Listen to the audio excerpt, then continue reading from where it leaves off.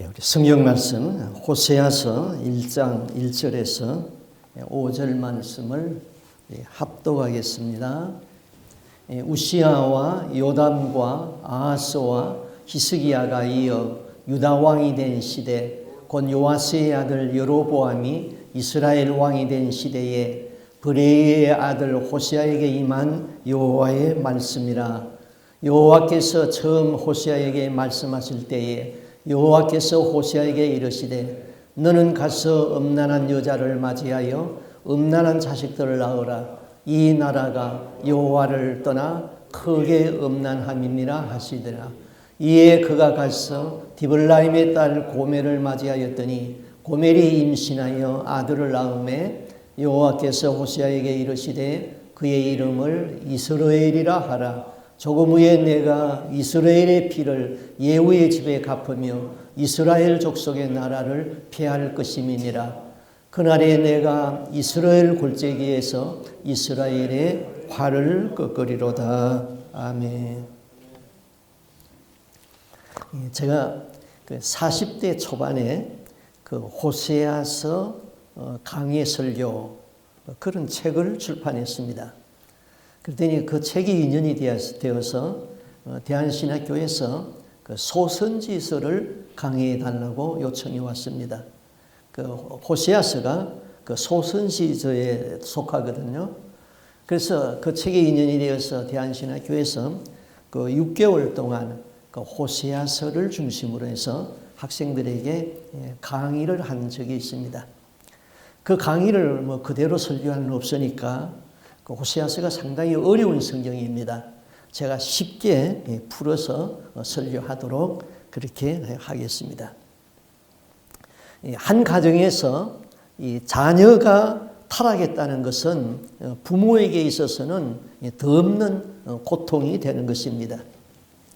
또 부부가 서로 결혼을 했는데 결혼할 적에는 한 여자와 한 남자가 서로 사랑하기로 약속을 하고 결혼을 했습니다.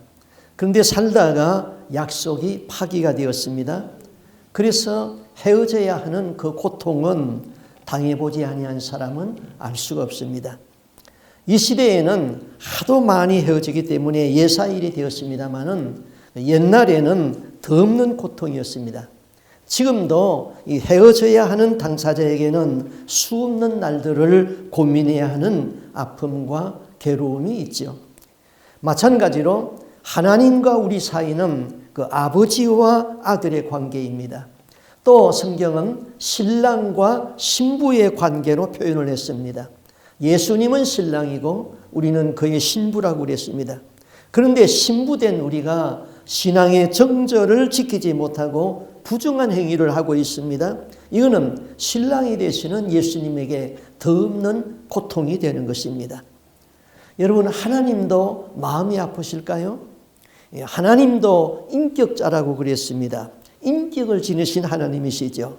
하나님도 마음이 아프고 이 타락한 자녀들을 보고 근심하고 탄식하고 하나님도 분노하시고 가슴앓이를 하는 것입니다. 하나님은 독생하는 아들 예수 그리스도가 십자가에서 달리실 적에 차마 그 형상을 볼 수가 없었습니다. 엘리 엘리 라마 사막다니 하나님이여 하나님이여 어찌하여 나를 버리십니까 하는 그 아들의 외침에 하나님도 얼굴을 외면하시고 하늘도 빛을 잃었다고 그랬습니다. 그 하나님의 아픔이 이 호세아서에 그대로 나타나 있는 것이죠. 이 시대는 호세아가 살아가는 시대만큼이나 부패하고 타락했습니다. 교회 밖의 문제만은 아닙니다. 교회 안에 있는 이 혼합신앙은 교회 자체의 성격을 완전히 바꾸고 버렸습니다. 교회 안에는 불신앙과 혼합신앙 때문에 교회가 변절되었고 구원받을 백성이 너무나도 적다는 것이지요. 그래서 예수님도 이미 경고했습니다. 내가 세상에 올 적에 믿음을 보겠느냐. 복음은 온 세상에 다 전하여졌습니다. 하나님은 누구나도 다 압니다. 그런데 믿는 사람인가 믿지 않는 사람인가 구분이 안 됩니다. 예수를 믿는 나와 예수 믿지 아니하는 저 사람과 다른 것이 있다면은 나는 주일이면은 교회 나가서 예배를 드려준다. 그리고 시간이 되면은 헌금을 바쳐준다. 이것 외에는 불신앙의 사람과 전혀 똑같습니다. 다른 것이 없습니다. 주님의 눈에는 구원받을 자가 너무나도 희귀한 것입니다. 우리 교회가 그렇다는 얘기는 아닙니다. 이 시대가 그렇게 되었다는 것이죠. 자, 우리가 신앙생활 하다가 주님이 오실 그때에 내 등에 기름이 없어서 혼인잔치집에 못 들어가고 문 밖에서 닫힌 문을 두드리고 울고 있다면은 주님 오시는 그날에 내가 알곡 신자가 되지 못하고 가라지가 되어서 바람에 날려 들어가는 지옥불에 들어간다면은 주님이 오시는 그때에 오른편의 양으로 있는 것이 아니라 왼편의 염소로 서 있다면은 얼마나 억울합니까? 내가 주여 주여 하고 기도는 많이 했는데 주님은 나는 너를 알지 못한다 했을 적에 얼마나 통탄할 일입니까? 이 시대에 호세아서를 통하여서 우리의 신앙을 다시 한번 점검받아야 합니다. 다시 세웁시다. 1절에 이렇게 말합니다. 우시야와 요담과 아하스와 히스기야가 이어 유다 왕이 된 시대, 곧 요아스의 아들 여로보암이 이스라엘의 왕이 된 시대에 브에리의 아들 호세아에게 여호와의 말씀이라. 호세아에게 임한 여호와의 말씀이라. 자, 1절은 이 호세아가 하나님으로부터 소명받던 시대의 그 배경을 말하고 있는 것이죠. 유다 나라는 사울과 다윗과 솔로몬 왕까지 120년 동안 통일 왕국을 이루었죠. 그러나 솔로몬의 아들 르호보암 때부터 유다 나라가 둘로 나누어집니다. 남쪽은 유다 나라가 되고 북쪽은 이스라엘이 됩니다. 그러니까 유다나 이스라엘이나 같은 족속이죠. 대한예수교 장로의 통합척이나 합동척이나 뿌리는 같습니다. 조선인민공화국이나 대한민국이나 뿌리는 같습니다. 유다 나라는 이 둘로 갈라지면서 이스라엘의 12지파 중에 유다와 므낫세 두 지파는 유다 나라가 되고 나머지 10지파는 이스라엘 나라가 되었습니다. 호세아가 하나님께 부르받던 시대는 남쪽 유다 나라는 히스기야가 왕이 되어가지고 종교 부흥을 일으키던 시대였습니다. 또 북쪽 이스라엘은 여로보암의 전성기를 지나가지고 급격하게 쇠퇴하다가 마침내 주전 722년에 아수르에 의해서 나라가 망합니다. 호세아는 이스라엘이 아수르에 망하기 직전에 일어나서 이 나라의 멸망을 예고하며 하나님께 돌아오라고 부르짖던 선지자였습니다. 북쪽 이스라엘은 늘 어려웠습니다. 하나님은 이들을 불쌍히 생각했습니다. 그래서 여로보암이라는 사람을 통하여서 나라를 세우게 하고 힘이 있고 부강한 나라가 되게 했습니다. 이들이 너무나도 가난하고 어려워서 하나님은 그들에게 복을 주었습니다. 잘 살게 하고 부강하게 했습니다. 하나님을 그랬더니 하나님을 잘 믿는 것이 아니라 타락해 가는 것입니다. 여러분, 신앙이 있는 사람은 물질적으로 부유해지면 힘이 납니다. 침체에서 벗어납니다. 선한 일을 많이 합니다. 더 겸손해집니다. 그런데 어떤 사람은 부유하여지면 그때부터 변질되기 시작합니다. 그들음을 피웁니다. 부유함이 그를 아주 교만한 사람으로 만듭니다. 하나님을 두려워하는 사람에게는 부유함은 하나님이 주시는 힘입니다. 그러나 신앙이 없는 사람에게 부유함은 그를 교만한 사람으로 만들어버립니다. 요새는 변질된 하나님의 종들이 너무나도 많은 것이 문제입니다. 목사가 유명해지고 집회 나가서 사례받기 시작하면 그 목사는 변질됩니다. 돈과 집회는 항상 목사를 변질시키고 타락시켰던 것입니다.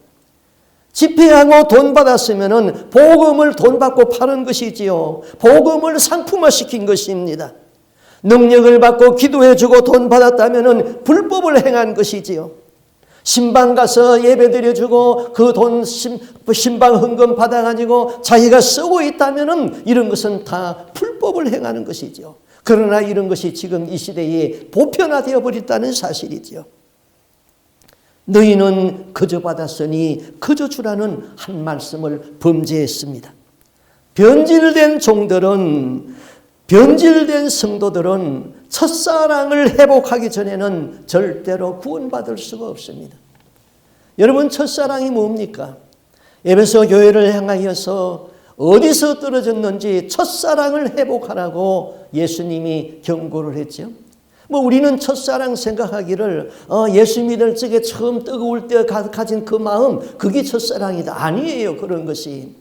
너는 마음을 다하고 목숨을 다하고 힘을 다하고 뜻을 다하여서 주 하나님을 사랑하라. 오직 온 마음을 다하여서 주님을 사랑해야 되는데 시간이 세월이 지나가면서 그런 마음이 없어져 버린 것, 그것이 바로 첫사랑을 잃어버린 것이죠. 그래서 네 온 마음을 다하여서 하나님 앞으로 돌아와서 하나님의 일을 하고 하나님을 사랑하고 그 첫사랑을 회복하라고 그러는데 에베소 교회는 그 첫사랑을 잃어버렸던 것이죠. 북쪽 이스라엘은 잘 살기 시작하면서 하나님을 더 멀리 떠나게 되어버렸습니다. 완전히 멸망의 길로 간 것입니다. 그때 하나님은 호세아 선지자를 보내가지고 이 하나님의 아픈 마음을 호소를 했습니다. 그러나 그들은 돌아오지 아니했습니다. 호세아의 외친 설교는 허공을 치고 말았습니다. 그의 설교를 듣고 이스라엘은 회개하지 아니했습니다. 그러나 그가 외친 메시지는 이 시대에 우리가 다시 한번 들어야 되는 것입니다. 2절, 여호와께서 비로소 호세아로 말씀하시니라. 여호와께서 호세아에게 이르시되 너는 가서 음란한 아내를 취하여 음란한 자식을 낳으라. 이 나라가 여호와를 떠나 크게 행음함이니라. 여호와께서 비로소 호세아로 말씀하시니라. 선지자 호세아에게 말씀하시기를 여호와께서 비로소 호세아로 말씀하시니라. 비로소 이 말은 여호와께서 참다 견딜 수가 없어서 이제는 말씀하기 시작했다, 이 뜻이죠. 하나님이 오래 침묵하시다가 참고 계시다가 견딜 수가 없어서 이제 말씀을 하기 시작했습니다. 나는 너희가 하도 어려워서 불쌍하게 보고 나라를 부강하게 하고 너희에게 복을 주었다. 너희들이 물질적으로 부유해지니까 더 나빠지는구나. 죄를 짓는데 담대하여졌구나. 조금 여유가 생기고 살만하니까 그나마 가지고 있던 작은 신앙까지 버려버리고 완전히 나에게 등을 돌려버렸구나. 나는 네가 병이 들어 다 죽어갈 적에 하도 불쌍해서 너를 다시 살려주었다. 네가 이대로 죽으면 나 있는 천국에 올 수 없기 때문에 너에게 회개할 기회를 주었다. 그런데 살만하니까 내 은혜를 잊어버리고 다시 세상으로 돌아가느냐. 하나님은 이렇게 책망하고 있는 것이죠. 하나님은 마음이 너무나도 아팠습니다. 그래서 호세아를 불러서 이렇게 말합니다. 너는 가서 음란한 아내를 취하여 음란한 자식들을 낳으라. 이 나라가 여호와를 떠나 크게 행음함이니라. 이것은 호세아가 일하던 시대에 그 시대가 극도로 부패하였다는 것을 지금 말하고 있습니다. 이 나라가 크게 행음하였다. 하나님이 내 나라라고 하지 아니했습니다.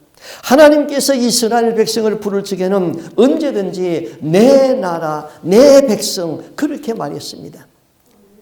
미디안 광야에서 양치기를 하던 모세를 하나님이 불렀습니다.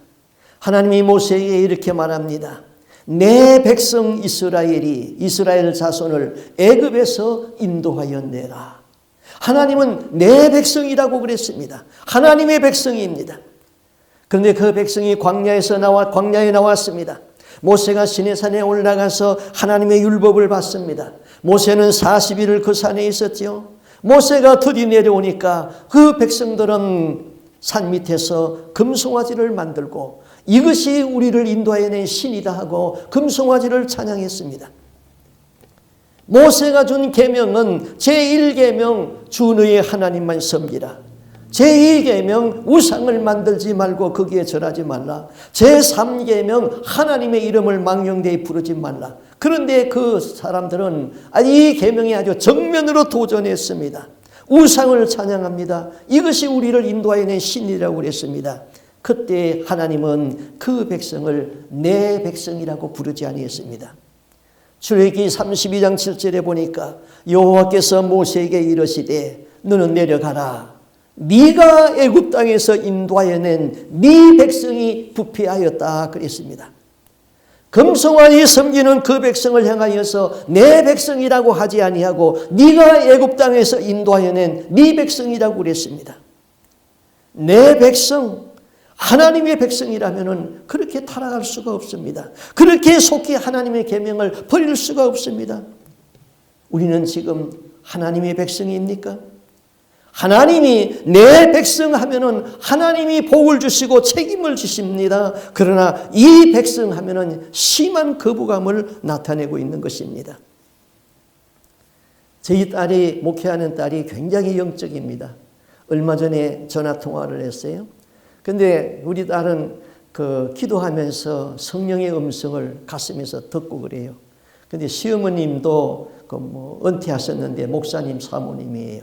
한국에 있어요. 연세가 90이 이제 가까이 돼 가는데 기도를 했더니 2년 후에는 그의 생명을 불러간대요. 남편한테도 말할 수가 없지요. 혼자 알고 하나님 그러면 돌아가시기 전에 완전히 해결을 하고 천국 가야 되는데 그느 날 기도를 깊이 하다가 우리 시어머님 천국 가게 해달라고 그랬더니 그때는 주님과 깊은 기도에 골방에 가지고 아주 은밀한 관계에서 기도가 한참 들어가서 하나님과 은혜 가운데 있었어요. 그랬더니 내가 반드시 해결시키리라. 하나님이 반드시 해결시켜가지고 천국으로 데려간대요. 그 응답을 받아서 얼마나 기뻐요. 우리가 천국 가야 되지. 얼마 전에 제 집사람이 기도를 하는데 이 지역에 어떤 집사님 한 분이 있어요. 우리 교회 성도는 아닌데 젊어서 성령 충만하고 많이 기도 생활하고 하나님이 사랑하는 아들이었어요. 그런데 너무 오랜 세월 동안 그만 생업에 맡겨가지고 주일날 교회 안 가고 나쁜 짓을 한 것 아니에요. 그렇게 되니까 완전히 마귀에게 붙잡혀 버렸어요. 이제는 누가 봐도 저 사람이 정신 이상자다, 이상하다 그렇게 돼버렸어요. 그래서 기도 부탁을 받고 이제 주님과 깊은 기도 관계에서 주님과 사랑의 대화를 나누는데 그 사람이 생각나서 하나님 그 사람을 하고 기도를 했더니 주님이 책망을 이렇게 하여 너는 나와 깊은 사랑의 은밀한 대화 중에 왜 그 자를 끌어들이느냐? 왜 그 사람을 끌어들이느냐? 내 백성이 아니 이미 하나님이 버렸다는 거예요. 우리가 그렇게 되면 안 되죠. 하나님이 봤을 적에는 언제든지 내 백성, 내 나라 그렇게 해야 되는데 그 자가, 그 사람, 그 나라 그거는 하나님이 버렸다는 거예요. 이 나라가 크게 행음했다. 자, 행음에는 두 종류의 행음이 있어요. 첫째로는 육체적 간음입니다. 간음은 자기 몸 안에 있는 죄라고 그랬습니다. 이 음행죄에 빠지면 떨쳐버리기가 힘듭니다. 간음도 사랑의 발로입니다. 그러나 정도에서 사랑하는 것이 아닌 이 간음은 외도하는 것이지요. 이스라엘 종교는 종교 자체가 아주 혼탁해졌어요. 자, 가나안 땅에 바알 종교가 있었어요. 이 바알 신은 이방신인데 이 풍요의 신입니다. 그러면은 이스라엘 땅은 농사를 지으려면은 하늘에서 비가 내려와야지 농사를 지을 수가 있습니다. 그런데 가끔 가뭄이 오지요. 우리나라에서도 옛날에 농사 지을 적에 가뭄면은 사람들이 돼지를 잡아가지고는 산에 올라가가지고 뭘 했어요? 기우제를 지냈어요. 그런데 이스라엘 백성들은 어떻게 하냐면은 이 비가 오게 해야 되는데 비가 오려면은 바알신이라는 남성이 있는데 이 남성신이 여자신과 결합을 해야지 하늘에서 비가 내린다. 그렇게 생각했어요. 그래서 이방신은 항상 남신이 있고 여신이 있는 거예요. 우리나라에서도 그런 신들이 있었잖아요. 천하대장, 천하 대장군, 지하 여장군. 대장군은 남자고 여장군은 여자고. 예. 자, 그래서 이 바알 종교가 얼마나 더럽냐 하면은 비가 오지 않으니까 비가 오게 해야 되는데 바알 신전 앞에 남녀가 같이 갑니다. 그래서 남자는 여창에게 가고 다음에 여자는 남청에게 갑니다. 그리고 바알신 앞에서 두 부부가 서로 성행위를 합니다. 그러면 바알신이 그걸 내려다보고 아, 저것들이 성행위를 하는구나. 그래가지고는 성적 충동을 느껴요. 성적 충동을 느끼면은 이 하늘의 바알신과 여신이 결합을 한다는 겁니다. 그러면 비가 온다는 거예요. 이런 신이 바알신이에요. 그러므로 하나님은 너희가 그 땅에 들어가게 되면은 남자, 여자, 어린 나이, 어른 할 것 없이 다 죽여버리라 그랬어요. 자, 어느 여자대학교 교수가 차를 타고 가다가 이 말을 가지고 항변을 하더라고요. 하나님 무자비하다. 왜 가나안에 들어가면은 뭐 그렇게 뭐 남자, 여자 다 죽여버리라고 그러느냐. 하나님은 무자비한 하나님이다. 그렇게 말을 했어요. 이 여자 교수는 당시에 가나안 땅에 있는 바알신을 섬기는 이 음탕함과 더러움을 모르기 때문에 그런 말을 하는 것이죠. 바알신에 한번 빠지면 헤어나지 못한다 그랬어요. 새 사람이 될 수 없다. 백발이 얼룩을쭉 할지라도 깨닫지 못한다 그랬어요. 그래서 하나님은 너희가 그 땅에 들어가게 되면 남녀노소 할 것 없이 다 죽여버리라 그랬습니다. 그런데 이스라엘 백성이 가나안 땅에 들어갔어요. 다 죽이지 못했어요. 자, 이스라엘 백성이 애굽에 살다가 광야에 나왔어요. 광야에서는 농사 지을 수가 없죠. 그런데 애굽에서 농사를 짓던 그 자기들의 선조들은 광야에서 다 죽었고 광야에서 태어난 2세들만이 가나안 땅에 들어갔어요. 가나안 땅에 들어가가지고 농사를 지려고 그러는데 농사 짓는 법을 몰라요. 그래서 이 가나안 사람들을 다 죽이지 아니하고 그들을 종으로 사용했습니다. 그런데 비가 오지 아니해요. 비가 오지 아니하면은 이렇게 바알신에게 가서 제사를 하면은 비가 오지 해가지고 이 가나안 혼합신앙 그 이방 종교 바알신을 그들에게 전수를 해 주었어요. 그것이 바로 혼합신앙이 됐어요. 그들은 하나님을 버린 일이 없어요. 하나님을 믿었으면서도 바알신을 섬겼다 이 말이죠.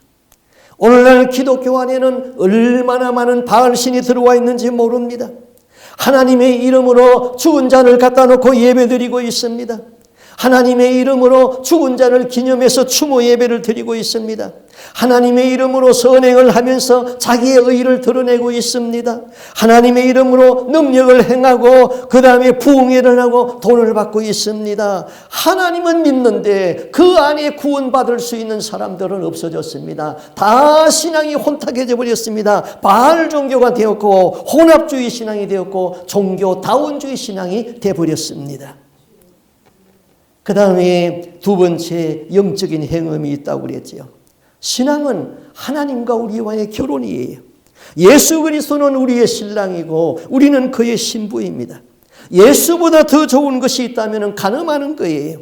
하나님보다 더 좋은 것이 무엇입니까? 전화기를 보는데 시간을 빼앗기고 있습니까? 하나님보다 더 좋은 것이 뭐 TV입니까? 사람입니까? 돈입니까? 그거 다 영적 가늠인 것이에요. 제 집사람이 꽃을 무척 좋아해요. 뭐 얼마나 꽃을 좋아하는지 이웃집에서 버리는 화분 그것도 마음이 커가지고는 그걸 집에 가져와가지고는 그걸 살려가지고 가꾸어요. 그래서 저희 집에는 그 뭐 예쁜 화분 그런 게 없어요. 다 주워다 갖다 키운 거, 뭐 남이 주서 그래서 키우는 것 그런 화분뿐이에요. 그런데 어느 날 성령님이 말씀했어요. 그날도 이웃 아파트에서 버린 화분을 주워 가져와가지고는 거기서 화분 분갈이를 하고 시간을 들이고 그렇게 하고 있었습니다. 그때 하나님의 음성이 마음에 확 들어왔습니다. 너는 꽃을 좋아하는데 몇 개만 키우고 나와 함께 시간을 보낼 수 없느냐? 이 음성을 듣고 난 이후에는 꽃을 좋아하는 것도 절제하게 되었습니다. 꽃이 아무리 좋아도 하나님과 묵상하고 하나님께 기도하는 그 시간이 침해를 받는 것을 우리 주님은 기뻐하지 않습니다. 하나님과 친밀한 교제를 나누는 사람은 자기의 취미 활동까지도 절제를 해야 되는 것입니다. 오늘날 그리스도인들은 하나님보다 더 좋은 것이 얼마나 많은지 모릅니다. 그거 다 영적인 간음인 것이죠. 세상 일에 마음이 가 있으면 영적인 간음인 것입니다. 우리 신앙의 좌소는 마음이라고 그랬어요. 기독교는 마음의 종교예요. 성경에는 마음이라는 말이 900번 이상 쓰여져 있어요. 이것은 기독교가 마음을 대상으로 하는 것을 보여주고 있는 것이죠. 하나님은 우수한 머리를 요구하지 않습니다. 자기의 명석한 머리를 요구하지 않습니다. 자기의 명석한 머리를 믿는 사람은 교만한 사람입니다. 교만은 패망의 선봉이라고 그랬습니다. 하나님은 우리에게 마음을 요구합니다. 성경의 첫째 되는 계명이 너는 마음을 다하고 뜻을 다하고 힘을 다하고 목숨을 다하여서 주 너의 하나님을 사랑하라. 이것이 크고 첫째 되는 계명이다. 하나님은 우리에게 마음을 요구합니다. 우리가 죄를 지었을 적에는 너는 마음을 나에게 물 쏟듯 쏟아놓으라고 그랬습니다. 마음이 청결한 자는 복이 있나니 저가 하나님을 볼 것이라 그랬습니다. 마음은 보이지 않지만은 존재합니다. 마음이 어디 있는가? 우리 몸에 오장육부가 있지만은 이 심장이 마음은 아니에요. 마음은 보이지 않지만 그렇지만 존재합니다. 마음으로 사모하고 마음으로 미워하고 마음으로 생각하고 마음을 선하게 쓰기도 하고 마음을 패역하게 쓰기도 합니다. 근세에 독일의 유명한 역사학자 프레드릭 마이네카가 2차 대전 직후에 전쟁으로 초토화된 자기의 조국 독일을 보면서 독일의 비극이라는 책을 썼습니다. 그 책 가운데서 지난 150년 동안에 독일은 비참한 패전 3번을 겪었다. 그렇게 썼습니다. 첫 번째는 19세기 초에 불란서에 나폴레옹이 독일을 침략해가지고 아주 독일을 초토화시켰습니다. 두 번째는 20세기 초에 1차 세계대전을 겪었고 세 번째는 20세기 중엽에 2차 대전 중에 독일은 또 연합군에게 항복을 했습니다. 세계에서 가장 우수한 두뇌를 가졌다고 자처하는 그 게르만 민족이 지난 150여 년 기간에 이렇게 3번이나 철저하게 패전을 해버렸습니다. 그 원인이 어디 있는가? 그 이유를 그 역사학자는 이렇게 설명했습니다. 독일을 지배했던 사상이 3가지가 있었다. 첫째는 과학기술주의요. 두 번째는 합리주의요. 세 번째는 전체주의였다.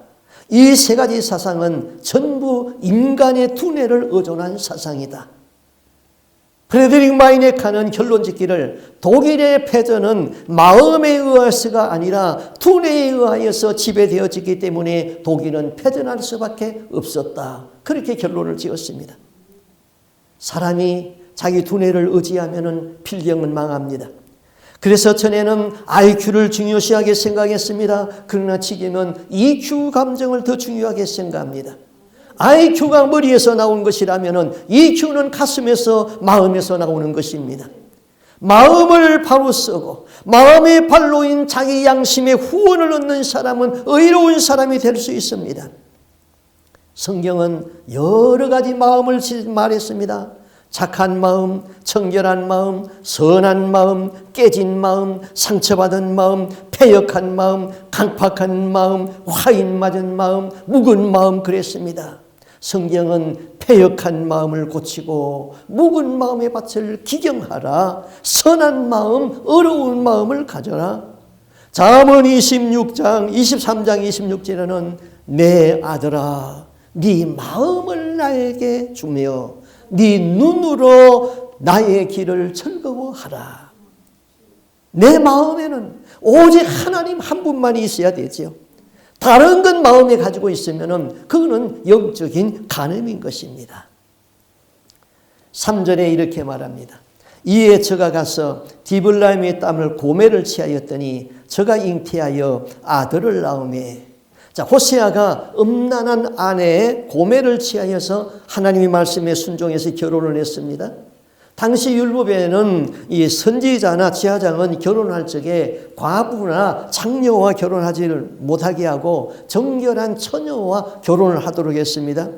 이 선지자에게는 동역자가 필요한데 어떻게 왜 이 음란한 여자와 결혼을 하라고 그랬는가? 그러나 호세아는 하나님의 말씀이기 때문에 묵묵하게 이 음란한 여자와 결혼을 했습니다.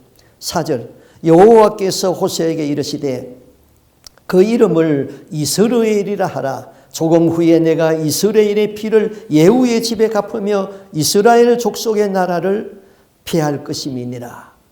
자, 호세아가 결혼을 해가지고 첫 번째 아들을 낳았어요. 그런데 하나님이 그 이름을 지어줬는데 이스라엘이라고 지었습니다. 이스라엘은 야곱이 축복받은 이름입니다. 영광스러운 이름입니다. 그런데 이스라엘은 저주받은 땅의 이름이죠. 열왕기 9장과 열왕기상 21장에 보면은 그 이스라엘에 대하여서 설명하고 있습니다.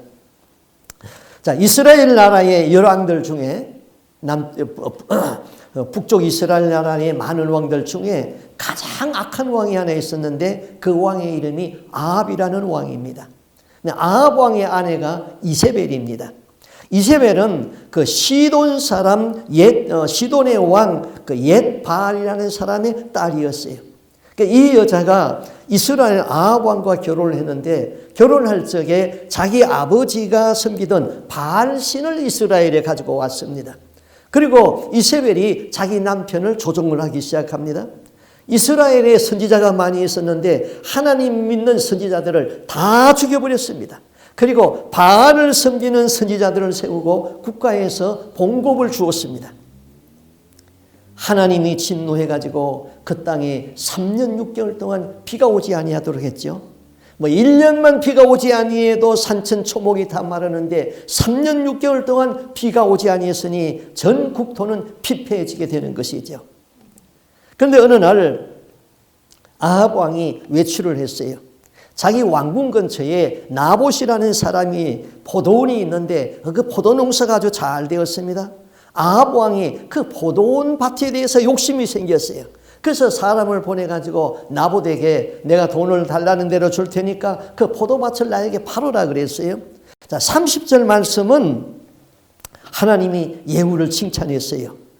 이세벨을 그 죗값으로 죽이고 바알 신당을 다 헐어버리고 그리고 바알 신을 섬기는 그 제사장들을 다 죽인 것 잘했다.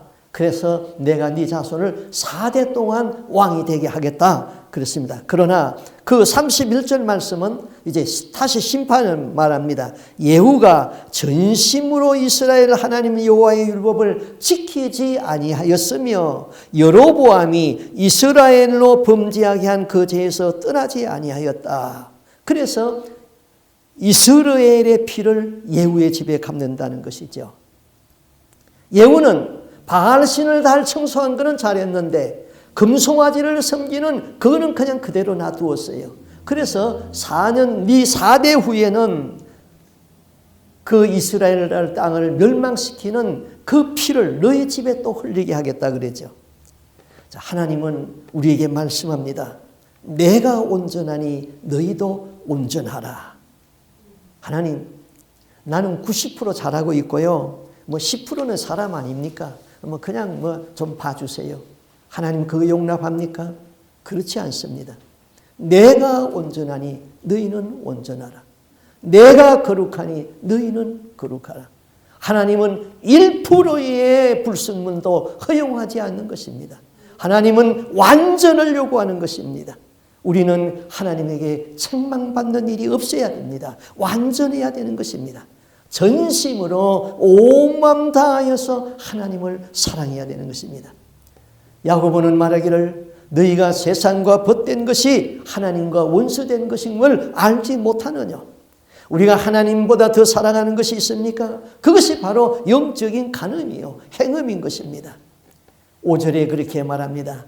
그날에 내가 이스라엘 골짜기에서 이스라엘의 활을 꺾으리라 하시니라. 이스라엘은 피 흘려 죽은 저주의 땅이요 이스라엘은 그 나라의 나라 이름입니다. 활을 꺾는다는 것은 힘을 전혀 쓰지 못하게 하겠다고 패망시키겠다는 것이지요. 활은 힘의 상징입니다. 하나님이 이스라엘을 힘있게 하였습니다. 그러나 행음하는 너희, 온통 더러워진 너희는 이스라엘 같이 망하고 너희의 활을 내가 꺾어버리겠다. 우리 마음의 자소에 하나님만 두시기를 바랍니다. 그리고 우리 모두가 그리스도의 정결한 신부로 살 수 있기를 바랍니다. 아멘. 기도하겠습니다.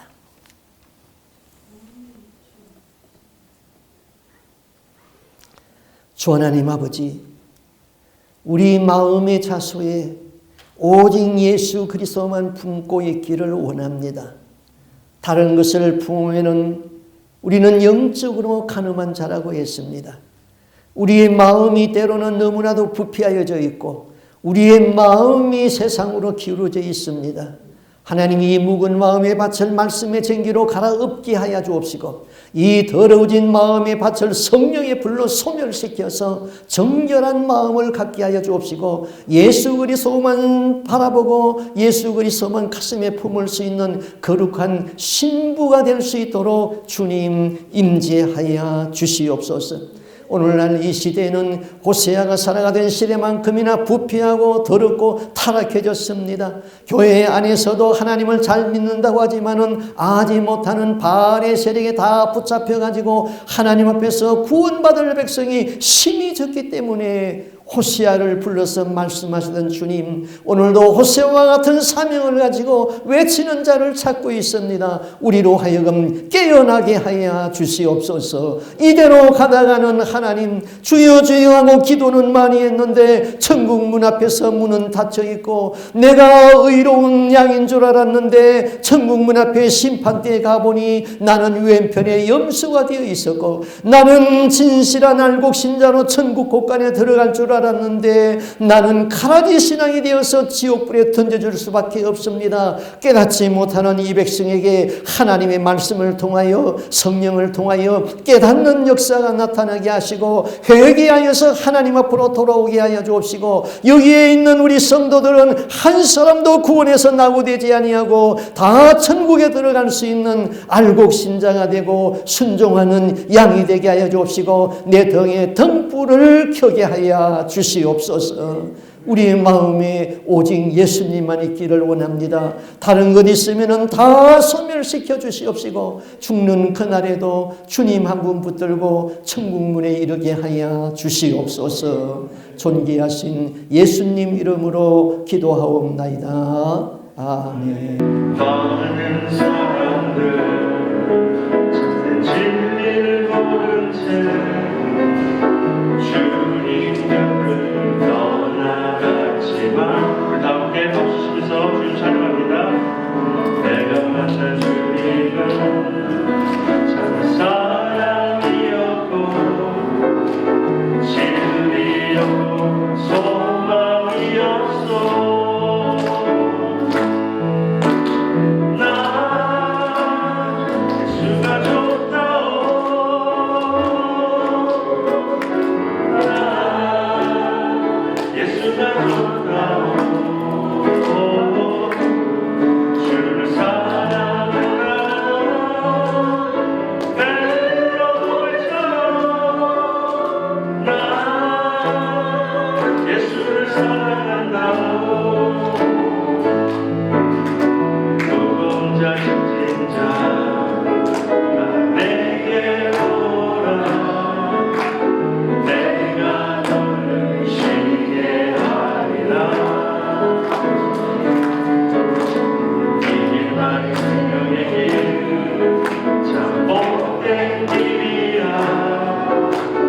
항상 내게 들려주셨소.